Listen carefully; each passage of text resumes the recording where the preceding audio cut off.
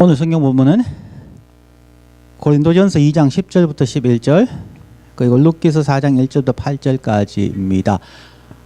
우리가 지금 신약 성경을 하는데 복음서 끝났고 교회 시대, 성령 시대, 교회 시대 끝났고 그 다음에 서신서로 가야 되는데 지금 신구약 성경에 나타나는 7가지 중요한 주제를 또 해야 되니까 시간상 중첩되어 있어서 오늘은 짧게 서신서 전체를 아주 짧게 10분 만에 요약하고 그 다음에 리뎀션 구속에 대한 부분을 함께 보려고 합니다. 자, 누가 크게 고린도전서 2장 10절 11절 한번 읽어보십시오.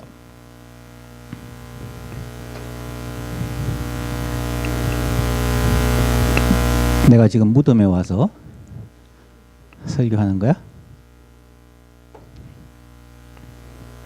자, 사기. 오직 하나님의 성령으로 이것을 우리에게 보이셨으니 성령은 모든 것 곧 하나님의 깊은 것까지도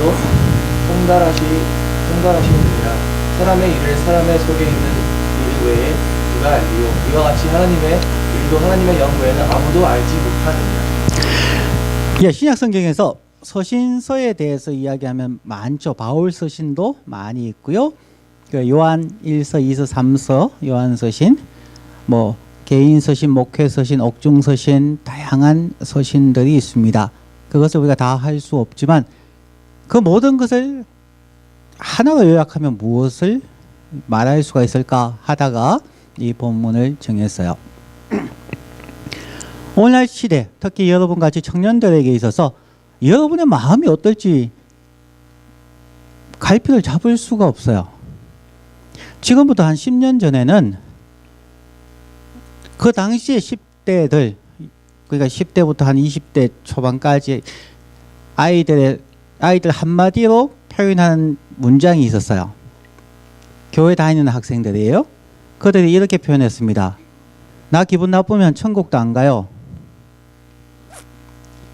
자기 기분에 의해서 기분이 안 맞으면 천국도 가기 싫다는 거였죠. 요즘은 어떨까요? 요즘은 기분 나쁘면 나도 천국 안 가지만 내 옆에 있는 애도 못 가게 할 거예요.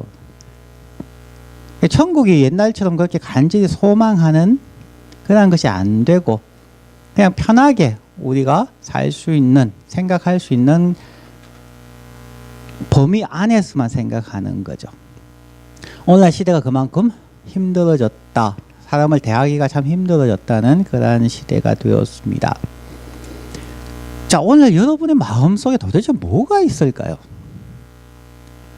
여러분이 베스트 프렌드라고 얘기하지만 정말 친구의 마음속에 뭐가 있는지 95% 알 수 있나요? 50% 알 수 있어요? 정말 믿었다고 생각했는데 어느 순간 저에게 이런 성격이 있었나? 뭐 그런 식 없으세요? 결혼한 사람도 마찬가지예요. 여러분 부모님들 30년 살아도 서로 잘 모른다고 얘기해요. 그만큼 사람의 마음은 알기가 참 힘든 거예요. 자, 그러면은 서신서는 바울 서신, 뭐 그 외에 요한 서신, 야고보서 여러 가지가 있는데 그것은 결국 무엇을 우리에게 말하기 위해서 쓰여졌을까 하는 거죠.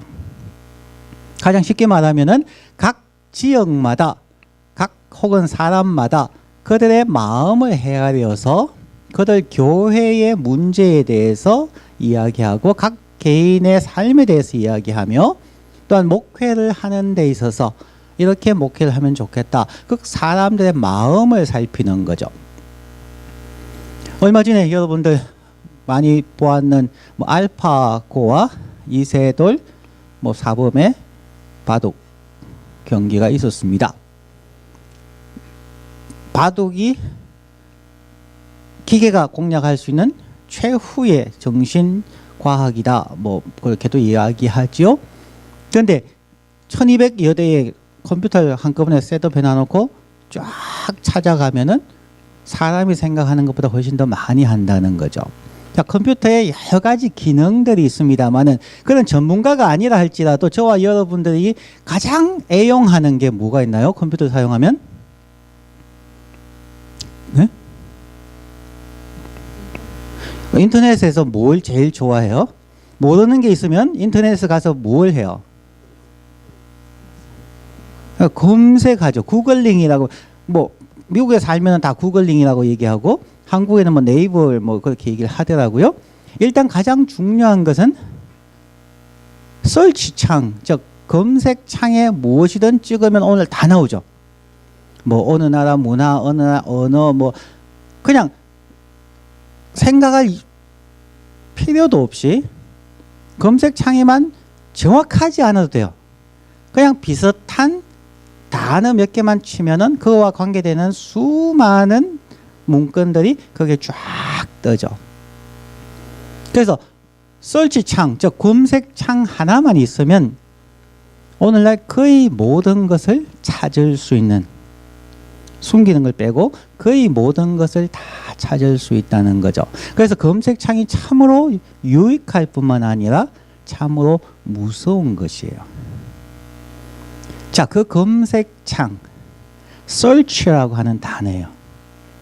오늘 성경 본문에서 읽었는 내용 가운데 고린도전서 10장 보면은 오직 하나님이 성령으로 이것을 우리에게 보이셨으니 성령은 곧 모든 것, 하나님의 깊은 것까지도 통달하시느니라. 저기 통달하시느니라 하는 것이 영어 성경에서는 search죠. These are the things that God has revealed to us by His Spirit. The Spirit searches all things, even the deep things of God. 저기 내가 민석이한테 줄 때는 괄호를 쳐서 헬라어를 써놓았는데 헬라어는 없네요. 헬라어 단어는 에라우나이라고 하는 단어예요. 헬라어에서 에라우나이라고 하는 단어가 search라는 거죠. 오직 하나님의 성령이 우리에게 하는 것이 무엇이냐면은 우리의 마음 속에서 검색창에다가 예를 들어서 이삭이의 2014년 3월 17일 뭘 했는지, 그의 취미가 무엇인지, 그의 죄가 무엇인지, 그의 인간관계가 무엇인지 에라우나이라고 딱 치면 이삭의 삶이 그대로 하나님의 스크린에 다 뜬다는 거예요. 이 단어가 정말 무시무시한 단어예요. 하나님의 성령님께서 우리 마음에 대해서, 우리의 삶에 대해서, 우리의 인간관계에 대해서, 우리가 살아가는 영역의 모든 것, 과거와 현재와 미래에 대한 모든 것을 에라우나이 하나만 딱 쳐버리면 다 나온다는 거예요. 하나님의 성령이 하시는 것은 우리는 그냥 쉽게 생각을 하면은 하나님은 우리가 기도하면은 성령의 충만함을 받아서 은사가 나타나고 놀라운 기적이 일어나고 축복을 받고라는 굉장히 긍정적인 부분만 생각을 하지만 성령님의 사역 중에 가장 중요하다고 오늘 바울 사도가 고린도전서 2장에 얘기하는 것은 하나님은 우리를 에라우나이, 우리를 검색한다는 거죠. 하나님께서 고린도 교회에, 하나님의 에베소 교회에, 빌립보 교회에, 갈라디아 교회에 수많은 교회들에 대해서 하나님의 성령님께서 이미 에라우나이라고 딱 검색을 하시고 사람이 숨기고 싶은 것까지도 성령님께서 다 파헤쳐내서 거기에 대해서 하나님이 바울 사도를 통하여서 야고보를 통하여서 혹은 요한 사도를 통하여서 그들의 마음의 문제들, 죄의 문제들, 그들의 고통과 간구의 문제들을 다 검색해서 답해주고 있다는 거예요. 그러면 우리가 서신서를 읽을 때 1차적으로는 그 지역의 역사와 문화와 여러 가지 이슈들에 대해서 우리가 공부하고 이해하는 것이 참으로 중요합니다. 그러나 그것을 볼 때마다 서신서에 나타나는 그 수많은 이슈들과 말씀들을 볼 때마다 그것이 하나님의 성령님께서 여러분과 나의 마음을 설치하고 있는, 검색하고 있는 것이다 라고 생각을 하고 읽어야만 된다는 것입니다. 그렇게 되어지면은 우리의 삶이 하나님의 말씀 앞에서 정말 경외함으로, 두렵고 떨림으로 하나님의 말씀을 듣게 돼요. 그 말씀이 2000년 전에 어떤 특정 지역에 준 말씀이 아니고 여러분의 마음을 검색하셔서 여러분의 마음에 대해서 때로는 확 리빌하는, 드러내어 놓는, 그리고 때로는 아프게 찌르기도 하고 우리를 도전하는 그러한 말씀이 된다는 것입니다. 그러한 의미에서 여러분들이 서신서를 읽을 수 있기를 바랍니다. 그래서 이 말씀이 고린도전서 2장 10절 11절의 말씀이 저에게는 굉장히 두려운 도전적인 말씀이에요. 하나님은 보이지 않는 영이시지만 그 하나님은 날마다 순간마다 나의 마음을 검색하고 계시는구나. 나의 생각, 나의 미래에 대해서, 나의 인간관계에 대해서, 나의 가장 엄밀한 마음의 생각과 죄까지도 하나님 한순간에 검색해 낼 수 있다는 거죠. 그러면 우리는 어떤 경우에도 하나님의 검색창을 피할 수가 없어요. 하나님의 설치를 하면 우리는 그분 앞에서 벌거벗은 몸으로 우리가 설 수밖에 없다는 것을 기억하기 바랍니다.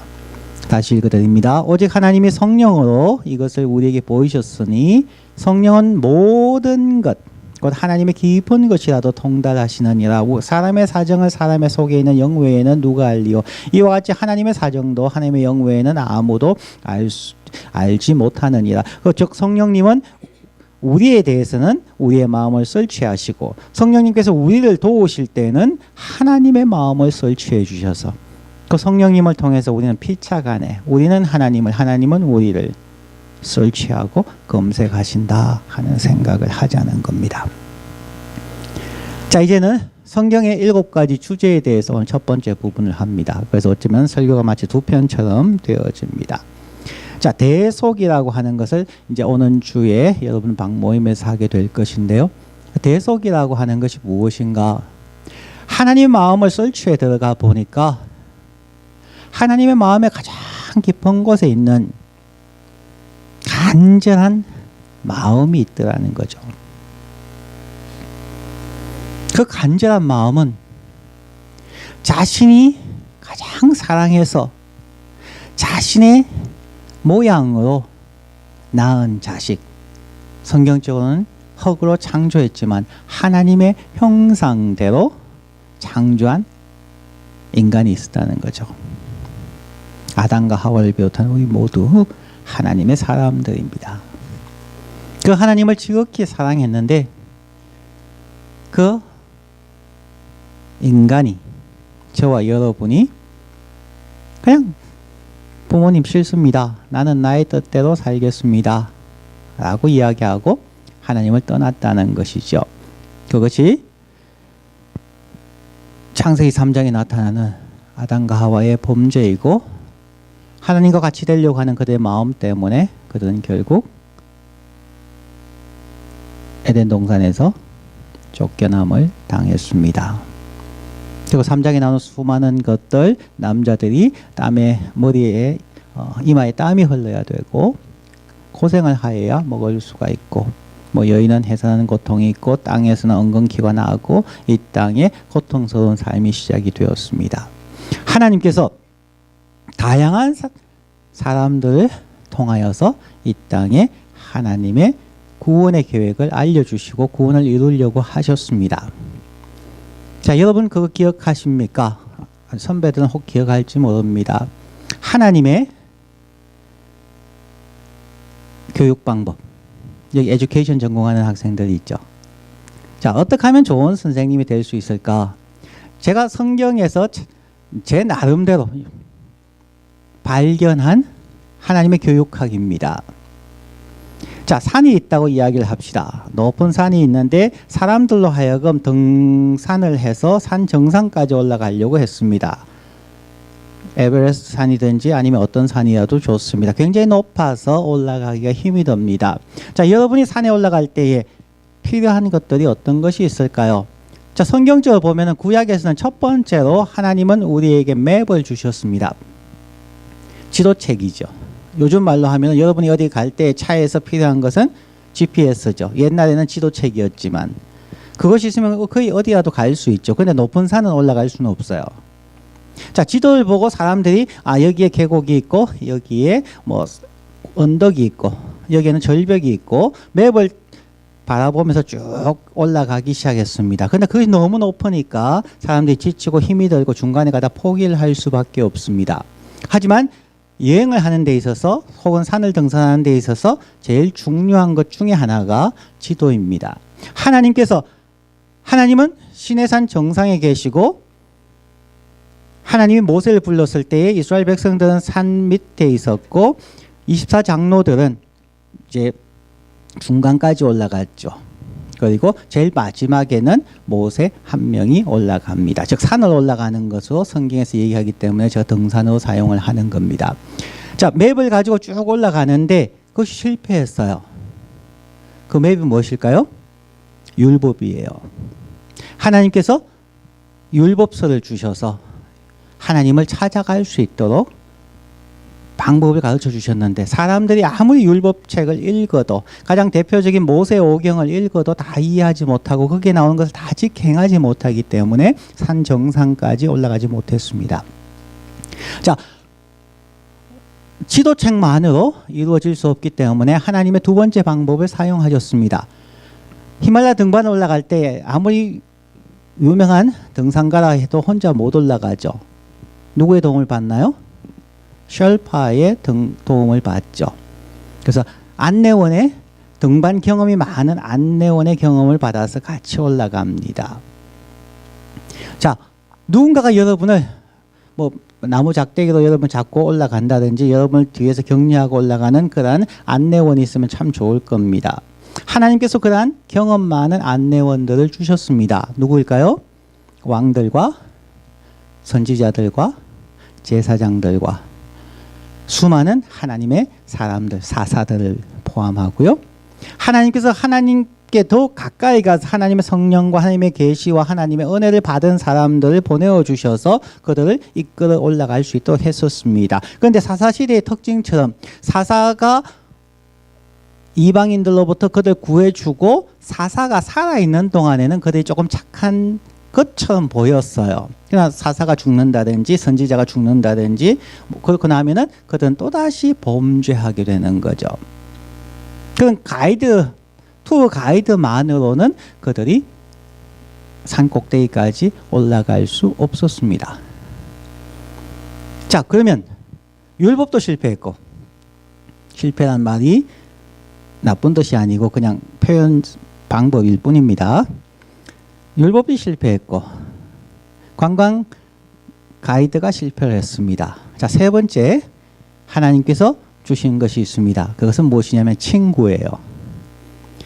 관광 가이드는 좀 불편하잖아요. 근데 여러분 친구하고 같이 가면 이번에 뭐 몬트리올까지 갔다 온 애들도 있고 한데 친구끼리 가면 편하잖아요. 그죠?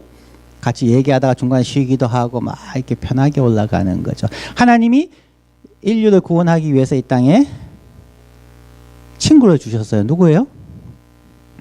예수 그리스도죠. 예수님께서 말씀합니다. 나는 너희를 더 이상 종이라고 하지 아니하고 친구라고 한다. 나는 너희의 친구다. 나하고 같이 가자. 그래서 예수님께서 제자들과 수많은 사람들과 친구처럼 같이 다니시면서 말씀을 가르치시고 병자를 고쳐주시고 굶주린 자에게 먹을 것을 주십니다. 자, 친구는 성공했을까요? 예수님이 친구니까 성공한 것 같죠? 아니, 실패했어요. 굉장히 과격한 말이죠. 왜요? 친구로서 예수 그리스도가 오셔서 먹이고 입히고 다 해줬는데 결국 어떻게 됐어요? 제자들도 다 도망가 버리고 사람들 다 예수를 부인합니다. 결국은 친구인 예수 그리스도가 친구들에게 배척당하고 십자가에서 죽죠. 자, 네 번째, 그래서 인간은 친구로도 완전하지 아니하구나. 네 번째 하나님께 주신 게 있어요. 그것은 종이에요.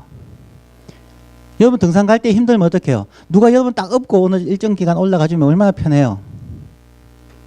누군가 여러분이 갈 수 없어서 완전히 포기해버렸을 때에 누가 여러분들을 안고 업고 갈 사람이 있으면 우리는 종착지까지 갈 수가 있을 겁니다. 우리가 하나님 앞에 나아가는 데 있어서 실패를 하니까 예수 그리스도가 우리의 종이 되어서 우리 밑으로 내려가셨어요. 그것이 십자가의 죽으심이죠. 우리 밑에 내려가셔서 우리를 밑에서부터 업고 안고 올라가시는 거죠. 그게 부활이에요. 예수 그리스도의 종 되심. 우리는 그것을 suffering servant라고도 이야기합니다. 고난받는 종.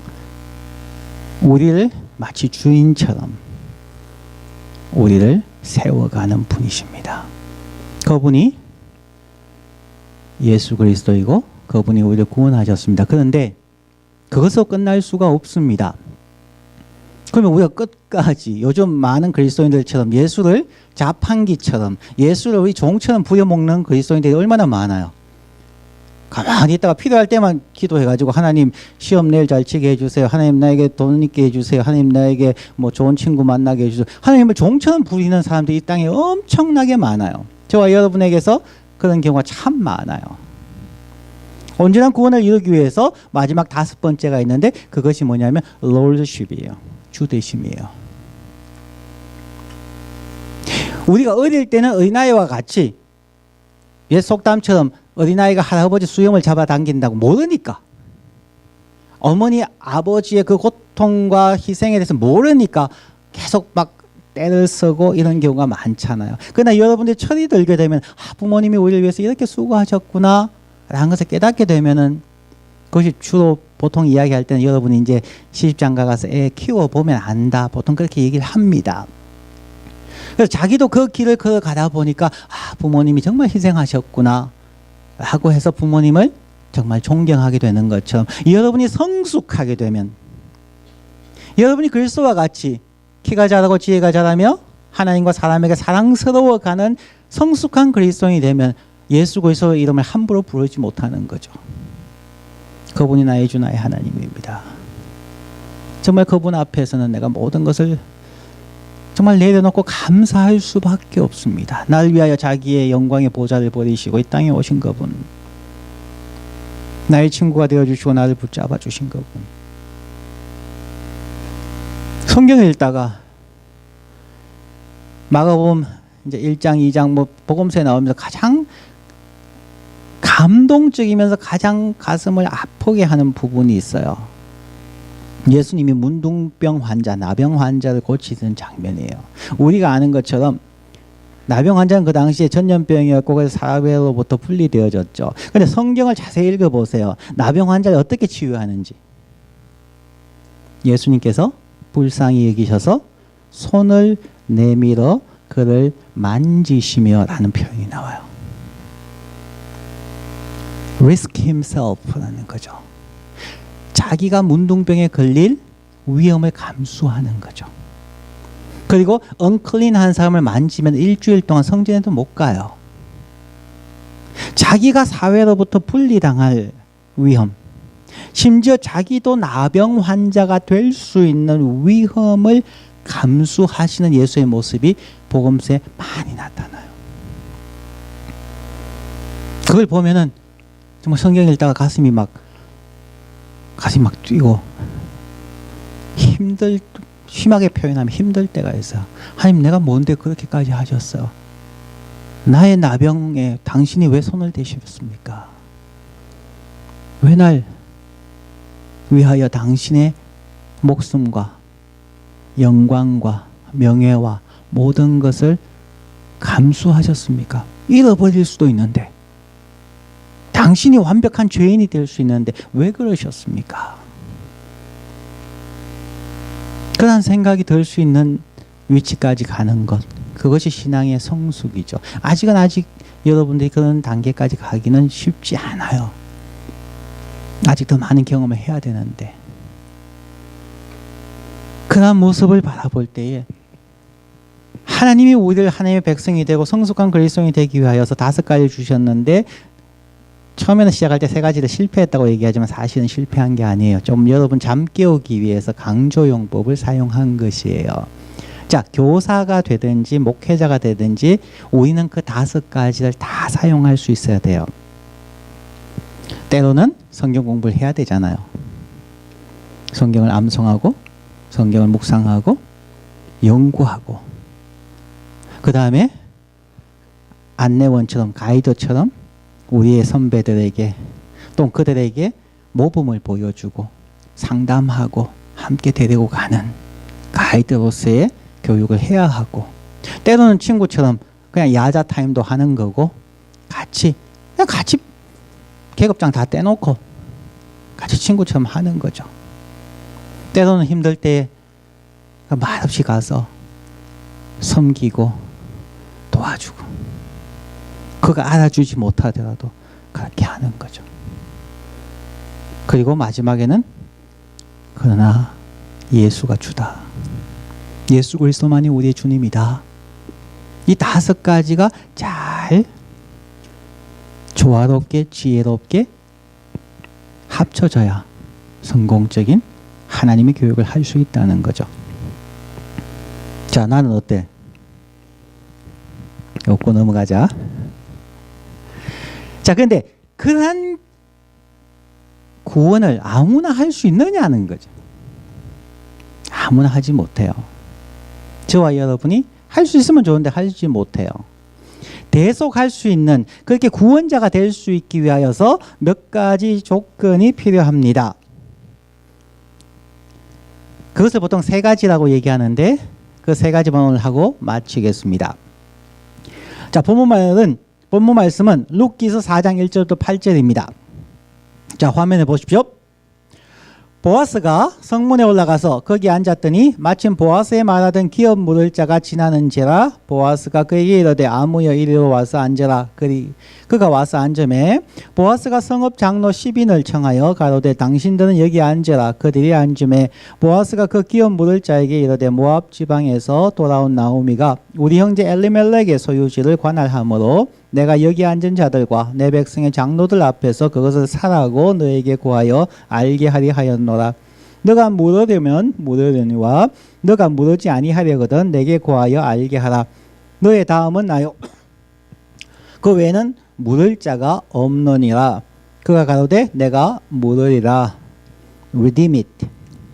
보아스가 가로되 너가 나오미의 손에서 그 밭을 사는 날에 곧 죽은 자의 아내 모압 여인 룻에게서 사서 그 죽은 자의 기업을 그 이름으로 잊게 하여야 할지니라. 그 기업 물을 자가 가로되 나는 내 기업에 손해가 있을까 하여 나를 위하여 물으지 못하노니 나의 물을 권리를 너가 취하라. 나는 물으지 못하겠노라. 옛적 이스라엘 중에 모든 것을 물으거나 교환하는 일을 확정하기 위하여 사람이 그 신을 벗어 그 이웃에게 주더니 이것이 이스라엘의 정명하는 전례가 된지라. 이에 그 기업 물을 자가 보아스에게 이르되 너가 너를 위하여 사라 하고 그 신을 벗는지라. 여기에 물은다고 하는 것이 redeemer, 즉 구원자라는 이야기죠. 구원자에게는 3가지가 있어야 합니다. 첫째, 룻을 구원하기 위해서 첫 번째 기업 물을 자가 있었고 두 번째 위치에 보아스가 있었습니다. 보아스가 첫 번째 기업 물을 자에게 이야기하죠. 자, 우리의 친족 중에서 이 룻이라고 하는 아비멜렉의 엘리멜렉의 가문의 혈통을 이어줘야 됩니다. 당신이 하겠습니까? 처음에는 그가 젊은 여인 한 명을 주겠다니까 좋아했을 수도 있습니다. 하겠다고. 근데 집에 가서 와이프하고 얘기해 보니까 안 된다 그랬는가 봐요. 남자는 여자 말을 들어야 되니까. 그래서 보아스에게 얘기하지 못하겠습니다. 자, 그것을 보면은 몇 가지를 생각할 수 있을 겁니다. 첫 번째는 그의 자격입니다. 기업 물을 자에는 순서가 있어요. 아무나 내가 저 여자를 취하여서 그 기업의 혈통을 이어주겠다는 것은 할 수가 없어요. 반드시 친족이어야만 합니다. 신분상으로 그 기업 물을 수 있는 위치, 신분이 되어야 한다는 것입니다. 두 번째는 아무나 그것을 할 수가 없어요. 능력이 있어야 돼요. 자기도 재산이 없는데 데리고 와서 먹여 살릴 수가 없잖아요. 미국에서 사람을 초청할 때에 반드시 재정증명서가 있어야 돼요. 왔을 때 먹여 살릴 수 있는 재정이 있다는 것을 증명을 해야 되는 것이거든요.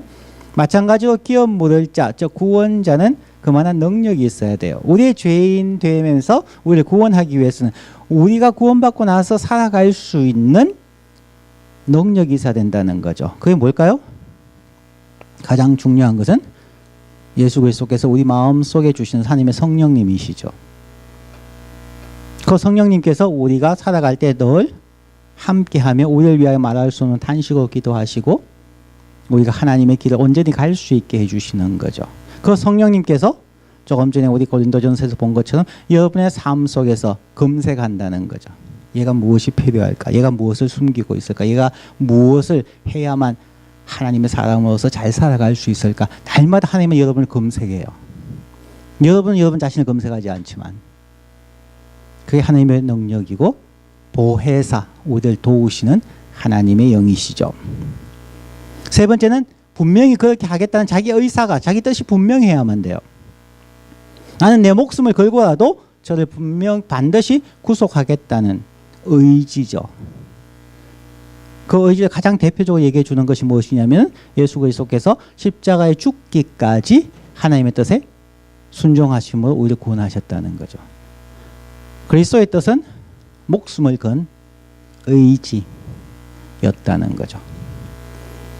자, 그러면 예수 그리스도는 하나님이시기에 분명한 위치, 신분이 분명했고 또한 이 땅을 창조하신 분이 뿐만 아니라 죽었다 부활하시며 또한 우리에게 성령으로 임하시는 분이시기 때문에 충분한 능력이 있으시고 세 번째는 기꺼이 우리를 위해 죽으시고 우리를 하나님의 사람으로 만들어 가시는 우리 안에 선한 일을 시작하시니까 그리스도 예수의 날까지 온전히 이루신다는 그런 분명한 뜻이 있으시기 때문에 또한 성경에 보면 끊임없이 하나님의 열심히 이룰 것이다 하는 말이 많이 나와요. 하나님의 열심, 하나님의 의지라는 거죠. 자, 그러면 그렇게 구원받은 저와 여러분에게 마지막 도전하고 마칩니다. 여러분 작은 예수들입니다. 하나님은 그냥 여러분을 구원해서 그냥 잘 먹고 잘 살다가 죽는 자가 아니라 출애굽기 19장 5절 6절에 있는 것처럼 또한 베드로전서 2장 9절에 있는 것처럼 하나님께서 여러분을 구원하신 것은 여러분들로 하여금 이 세상의 제사장 국가 베드로전서에 의하면은 여러분들은 왕 같은 제사장이 되게 하는 다른 말로 하면은 여러분이 대속자가 되게 하기 위한 완벽한 대속자는 예수 그리스도 한 분밖에 없어요. 그러나 그분의 삶을 닮아가는 의미에서의 우리가 좀 거창하게 대속자라고 하십시다. 그러면 여러분에게 질문하고 마치려는 것이 그래요. 여러분 신분에 대한 여러분 아이덴티티에 대한 분명한 자각이 있습니까? 여러분은 여러분 자신을 누구라고 얘기하십니까? 여러분이 날마다 거울을 보면서 오직 너 하나님의 사람아라고 얘기하고 있나요? 날마다 아침에 깨고 나면은 하나님 내가 오늘 당신의 자녀로 하나님의 사람으로 살겠습니다 라고 여러분의 아이덴티티에 대해서 여러분 자신에게 리마인드 해주고 있나요? 그죠? 두 번째는 여러분에는 왕같은 제사장으로서의 능력이 있느냐 하는 거죠. 쉽지 않죠. 자, 이것을 위해서 우리 청년부는 우리 교회는 끊임없이 교인들에게 수레바퀴를 돌리게 만들죠. 예수님처럼 키가 자라고 지혜가 자라고 하나님과 사람에게 사랑스러워 갔다는 것처럼 여러분들 삶이 날마다 신체적으로 더욱더 건강하게 준비되어져야만 하고 지적으로도 성경뿐만 아니라 세상의 상식에 대해서 여러분의 전공에 대해서 지적으로 날마다 성숙해 가야만 하고 정서적으로 참 성품이 컴패셔닛한 온유하고 사람을 품을 수 있는 그런 정서가 있는가 또한 소셜로서 사람들을 대하는 기교와 사람들에 대해서 오래 참으며 그들을 이끌어갈 수 있는 능력이 되어져 있는가. 그냥 단순하게 쭉 외치면서 기도하는 것으로 이루어지지 않아요. 실제적인 면에서 여러분에게 왕같은 제사장으로서의 능력을 구비하기 위하여 날마다 노력하는가. 그것이 그리스도인의 삶이에요. 그냥 봉사하고 뭐 전도하고 끝나서는 아니 됩니다. 능력이 있습니까? 세 번째는 여러분의 의사, 뜻이에요. 정말 여러분은 기꺼이 어둠 속에 있는 그리스도를 알지 못하는 혹은 영원한 사망으로 죽음을 향하여 터벅터벅 서워 걸어가는 그 한 영혼에 대한 간절한 마음이 있느냐는 거죠. 정말 저 한 명을 그냥 저렇게 지옥에 떨어지게 할 수 없다는, 정말 바울 사도의 이야기처럼 내 민족을 위하여 내가 하나님에게서 떨어지는 한이 있더라도 내가 그들을 위하여 기도하고 그들을 위하여 사역한다는 그런 마음들이 있느냐는 거죠.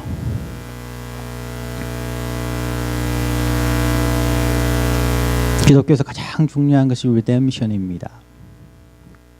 대속. 예수 그리스도는 자기의 대속을, 우리를 위한 자기의 대속을 완수하셨어요. 이제는 우리의 차례 아닙니까? 근데 우리가 그냥 너무 쉽게 그냥 내 수 털리면 그냥 치워. 내 기분 나쁘면 뭐 천국도 가기 싫어. 내 기분 나쁘면 그냥 교회 가기도 싫어. 이런 우리의 시대 속에서 우리의 아이덴티티를 분명하게 하고 우리의 어빌리티를, 능력을 날마다 쌓아가며 하나님을 위해 살겠다는 분명한 의지, willingness를 새롭게 해가는 저와 여러분, 원어교회 청년들이 되기를 간절히 원합니다. 기도하십시다.